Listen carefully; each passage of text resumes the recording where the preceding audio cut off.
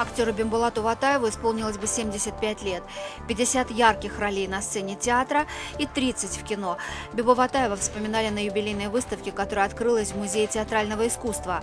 Лауреат Государственной премии имени Костахи Тагурова и Госпремии Таджикистана имени Рудаки, первый лауреат премии имени Владимира Тхапсаева, артист, вошедший в почетный список деятелей искусств, удостоенных титула «Национальное достояние России». Бимбулат Ватаев возглавлял Осетинский театр, был министром культуры республики. Афиши и театральные программки, передающие атмосферу той эпохи, и, конечно же, фотографии самого артиста. Любимец режиссеров республики подарил искусству целую галерею сильных и сложных образов. А я был счастлив работать на одной сцене с легендарным, великим, огромным, большим российским, и не только российским, советским актером.